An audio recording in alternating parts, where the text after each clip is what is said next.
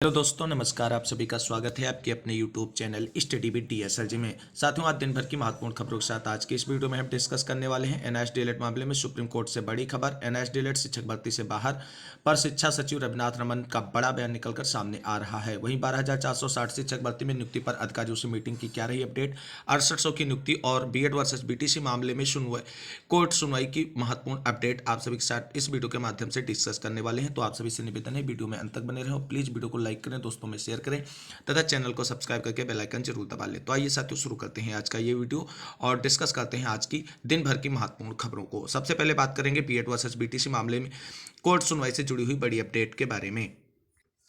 तो साथियों, BEd versus BTC मामले में कोर्ट सुनवाई की update Madhya Pradesh high court से निकलकर सामने आ रही है। साथियों, जैसा कि आप सभी लोग जानते हैं, मध्य प्रदेश में भी बीएड वर्सेस बीटीसी मामला हाई कोर्ट में लगा हुआ है और इसमें लगातार सुनवाइयां हो रही हैं। लेकिन अब इसी बीच बड़ी अपडेट निकलकर सामने आ रही कि रेट पिटीशन संख्या 13668/2022 और उसकी सुनवाई के लिए जो है वो डेट लगा दी गई है। तो आप सभी लोग देख सकते हैं यहाँ पर कि अगली डेट जो है 21/11/2023 डिसाइड कर दी गई है बीएड वर्सेस बीटीसी मामले में मध्य प्रदेश हाई कोर्ट की सुनवाई के दौरान। और इस मामले की सुनवाई honourable the chief justice and honourable Shri justice Vishal Mishra ji की बेंच में होने वाली है। तो साथियों, एक बार आप सभी को फिर से बता दें कि बीएड वर्सेस बीटीसी मामले में मध्य प्रदेश में एक बड़ी सुनवाई आप सभी को 21 तारीख को देखने को मिलेगी और वहां पर भी बीएड वर्सेस बीटीसी मामला अब डिसाइड होने की कगार पर निकलकर सामने आ चुका है। तो अब देखना ये होगा कि जो 21 तारीख को कोर्ट सुनवाई लगी हुई है बीएड वर्सेस बीटीसी मामले में, मध्य प्रदेश हाई कोर्ट का क्या डिसीजन इस पर निकलकर सामने आता है। क्या सुप्रीम कोर्ट के 11 अगस्त के ऑर्डर के अकॉर्डिंग ही फैसला आगे बढ़ेगा या बीएड अभ्यर्थियों को राहत दी जाएगी हाई कोर्ट मध्य प्रदेश की तरफ से। जो भी अपडेट इस मामले की कोर्ट सुनवाई से होगी, आप सभी को चैनल के माध्यम से इसके बारे में जानकारी दी जाएगी। फिलहाल आप सभी को बता दें, मध्य प्रदेश में बीएड वर्सेस बीटीसी मामले की सुनवाई के लिए हाईकोर्ट की केस स्टेटस और कॉज लिस्ट जारी हो चुकी है, जिसमें 21 तारीख को मामला सुनवाई के लिए लगा दिया गया है। अब बात कर लेते हैं 6800 से जुड़ी हुई महत्वपूर्ण अपडेट की। तो साथियों, आप सभी को बता दें, 69,000 शिक्षक भर्ती में 6800 चयन सूची वाले अभ्यर्थी और 19,000 सीटों पर आरक्षण विसंगति की लड़ाई लड़ने वाले अभ्यर्थियों में एक बार फिर आमने सामने का जो है घमासान देखने को मिल रहा है। क्योंकि आप सभी लोग जानते हैं, जिस तरीके से 6800 चयन सूची वाले अभ्यर्थी लगातार 1 तारीख से 20 तारीख तक का प्लांट धरना प्रदर्शन और मंत्री नेताओं से मुलाकातों का क्रम जारी रखे हुए हैं। लेकिन इसी बीच आपको बता दें, आरक्षण पीड़ित अभ्यर्थी जो 19,000 सीटों की लड़ाई लड़ रहे हैं कोर्ट में, उनकी तरफ से भी 17 तारीख को महाआंदोलन डिसाइड किया गया था। लेकिन उससे पहले आप सभी को बता दें, 6800 चयन सूची वाले अभ्यर्थियों की तरफ से भी 17 तारीख फाइनल और डिसाइडर डे के लिए महाआंदोलन का आयोजन किया जाना है लखनऊ में। अब इस बीच दोनों साथी एक साथ मिलकर नहीं लड़ सकते हैं, आरक्षण पीड़ित अभ्यर्थी और 6800 चयन सूची वाले, इसलिए आरक्षण पीड़ित अभ्यर्थी ने अपने धरना डेट बदलने का प्लान बना लिया है। तो कुल मिलाकर के 6800 चयन सूची वाले अभ्यर्थियों का बड़ा और निर्णायक डेट जो है वो 17 नवंबर है। सभी 6800 के भाई बहन वहां पहुंचे और आप सभी को बता दें, लगातार प्रत्येक दिन मंत्री नेताओं अधिकारियों से मुलाकातों के क्रम में आज अधिकारियों से भी मुलाकात की गई। और यहाँ पर आप सभी लोग देख सकते हैं, एक लेटर जो है वो 6800 चयन सूची वाले अभ्यर्थियों की तरफ से ही निकलकर सामने आ रहा है। यहाँ पर देख सकते हैं, माननीय जयवीर सिंह, पर्यटन एवं संस्कृति मंत्री उत्तर प्रदेश सरकार, और इन्होंने प्रमुख सचिव जो है और माननीय मुख्यमंत्री जी कृपया सुनकर यथोचित मदद करें। और ये लेटर, ऑफिशियल लेटर उनके लेटर पैड पे जारी हो गया है। विषय 69,000 शिक्षक भर्ती में आरक्षण की विसंगति सुधार के उपरांत चयनित 6800 आरक्षित वर्ग के अभ्यर्थियों की नियुक्ति के संबंध में महोदय, समस्त आरक्षित वर्ग के अभ्यर्थी आपको अवगत कराना चाहते हैं कि बेसिक शिक्षा विभाग द्वारा 69,000 शिक्षक भर्ती का आयोजन वर्ष 2018 में किया गया, जिसकी परीक्षा के उपरांत 21 मई 2020 को भर्ती परीक्षा का परिणाम जारी किया गया। तत्पश्चात 31 मई 2020 को 867 अभ्यर्थियों की एक चयन सूची विभाग द्वारा प्रकाशित की गई, जिसमें आरक्षित वर्ग, दिव्यांग, दलित एवं पिछड़े के अभ्यर्थियों को ने पाया कि उनको मानक के अनुरूप आरक्षण नहीं दिया गया। इसको लेकर आरक्षित वर्ग के अभ्यर्थियों ने बेसिक शिक्षा के अधिकारियों, तत्कालीन शिक्षा मंत्री सतीश द्विवेदी, भाजपा संगठन एवं सरकार के तमाम वरिष्ठ नेताओं के समक्ष अपनी पीड़ा रखी, लेकिन उनकी समस्या का समाधान नहीं होगा सका। आरक्षण से वंचित अभ्यर्थियों ने न्याय पाने के लिए राष्ट्रीय पिछड़ा वर्ग आयोग, राष्ट्रीय अनुसूचित आयोग में अपनी याचिका दाखिल की, जिसमें लगभग 1 वर्ष तक सुनवाई के पश्चात राष्ट्रीय पिछड़ा वर्ग आयोग ने 29 अप्रैल 2021 को अपनी रिपोर्ट राज्य सरकार को दी, जिसमें यह स्पष्ट किया कि 69,000 शिक्षक भर्ती में पिछड़ा वर्ग के अभ्यर्थियों को मानक के अनुरूप आरक्षण नहीं मिला है। किंतु बेसिक शिक्षा विभाग ने आयोग की रिपोर्ट को मानने से इनकार कर दिया। तत्पश्चात 22 जून 2021 से आरक्षित वर्ग के अभ्यर्थियों ने आयोग की रिपोर्ट लागू करने के लिए अनवरत धरना शुरू किया।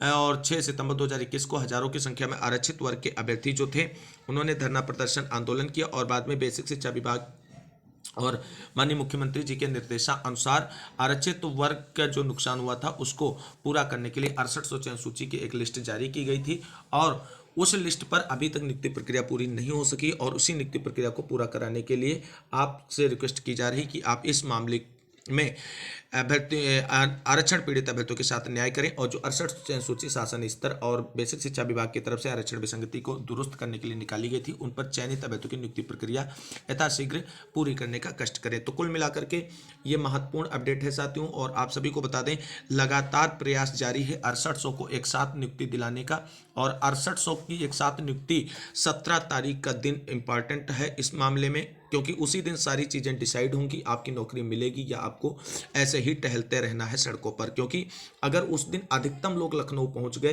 तो उसी दिन आप सभी की नौकरी का अंतिम और डिसाइडेड दिन होगा।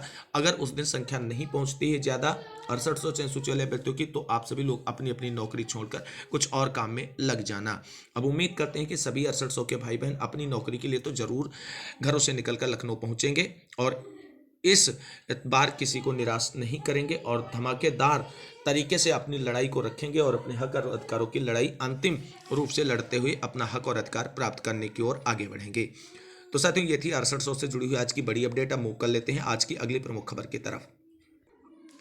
एक और छोटी सी खबर डिस्कस कर लेते हैं आप सभी के साथ। लेखपाल उज्ज्वला प्रश्न वाले मामले में सुप्रीम कोर्ट में सुनवाई का शार्ट आर्डर जारी हो चुका है। नेक्स्ट डेट आप सभी को बता दें 21 नवंबर के लिए लगा दी गई है। तो साथियों आप सभी लोग इस सुप्रीम कोर्ट का आर्डर देख सकते हैं जो उत्तर प्रदेश लेखपाल भर्ती परीक्षा से जुड़ा हुआ है और इसमें उज्ज्वला वाले प्रश्न को लेकर के सुप्रीम कोर्ट में जो सुनवाई हुई थी उसका आर्डर रिलीज कर दिया गया है और अगली डेट आप सभी को बता दें इस मामले की सुनवाई के लिए जो है 21 नवंबर लगा दी गई है। आप सभी लोग देख सकते हैं accordingly as prayed for the matters be listed on 21 नवंबर 2023।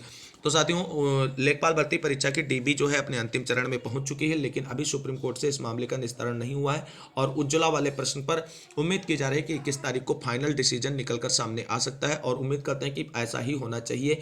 अगर ऐसा होता है तभी जो है जल्द से जल्द लेखपाल भर्ती परीक्षा पूरी की जा सकती है। तो साथियों ये थी लेखपाल भर्ती परीक्षा में उज्ज्वला वाले प्रश्न को लेकर के सुप्रीम कोर्ट सुनवाई अपडेट। अब मूव करते हैं अगली प्रमुख खबर की तरफ।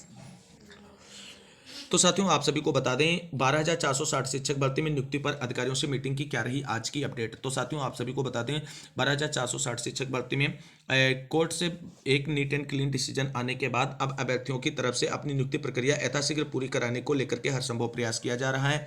मामले की कैविएट याचिका सुप्रीम कोर्ट में शून्य जनपद की ओर से ऑलरेडी दाखिल कर दी गई है और आज उसी क्रम में बेसिक शिक्षा विभाग के अधिकारियों से मुलाकात की गई और 12,460 शिक्षक भर्ती में नियुक्ति प्रक्रिया यथाशीघ्र पूरी करने को लेकर के बातचीत और वार्ता का दौर आज के क्रम में बहुत ही महत्वपूर्ण रहा। अधिकारियों ने कहा कि अगर आपके मामले को लेकर के कोई भी अभ्यर्थी फंसाने के नजरिए से सुप्रीम कोर्ट नहीं पहुंचता है तो दीपावली के बाद आप सभी लोगों की नियुक्ति प्रक्रिया को आगे बढ़ा दिया जाएगा। अब देखना ये होगा क्या बेसिक शिक्षा विभाग उत्तर प्रदेश की तरफ से 12,460 शिक्षक भर्ती में 6400 से अधिक पदों पर नियुक्ति दीपावली के बाद बढ़ेगी या मामला सुप्रीम कोर्ट जाएगा क्योंकि कुछ लोग इस भर्ती को फंसाने के पीछे जी जान से लगे हुए हैं जिनका मकसद केवल और केवल इस भर्ती को फंसाकर पैसे कमाना है और उनका इस भर्ती से कोई लेना देना नहीं। उम्मीद करते हैं कि शून्य जनपद और 51 जनपद के सभी अभ्यर्थी जिनके हित में कोर्ट का डिसीजन आया हो आपस में मिलकर के इन सभी लफड़ों से बचते हुए अपनी नियुक्ति प्रक्रिया के लिए हर संभव प्रयास करेंगे और निरंतर रूप से आपको बता दें ट्विटर माध्यम से अपना कैंपेन चलाते रहें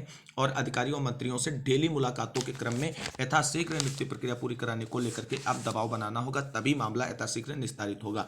लेकिन आज की जो मीटिंग रही वो काफ़ी सकारात्मक रही और वहां पर स्पष्ट क्लियर कर दिया गया कि 12,460 शिक्षक भर्ती में दीपावली के बाद कार्रवाई शुरू कर दी जाएगी बशर्ते ये मामला सुप्रीम कोर्ट में कोई अभ्यर्थी लेकर के ना जाए और सरकार तो कतई जाएगी ही नहीं क्योंकि सरकार के अकॉर्डिंगली ही आर्डर आया है।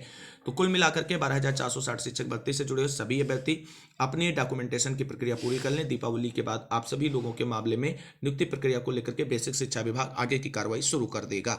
अब बात कर लेते हैं NSDLED मामले में सुप्रीम कोर्ट से क्या है बड़ी अपडेट। NSDLED शिक्षक भर्ती से बाहर पर शिक्षा सचिव रविनाथ रमन का क्या बड़ा बयान निकलकर सामने आया है।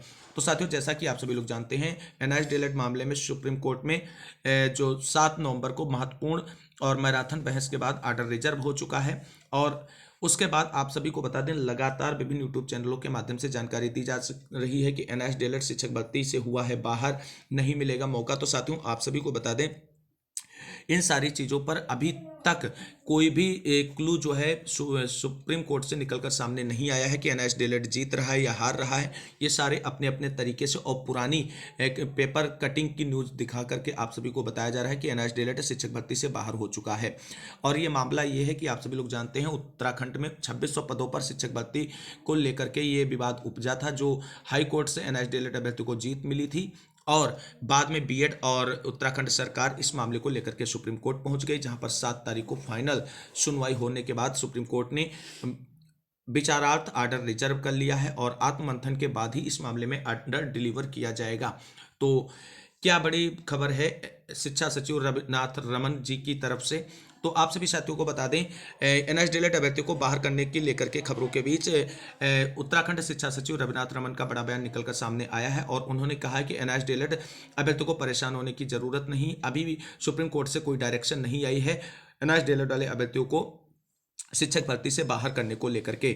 जो भी ऐसी बातें बताई जा रही हैं वो पूरी तरीके से भ्रामक और मनगढ़ंत हैं। किसी भी एनआईएएस डीएलएड अभ्यर्थी को बाहर करने को लेकर के सुप्रीम कोर्ट से अभी तक कोई डायरेक्शन हमको नहीं मिला है।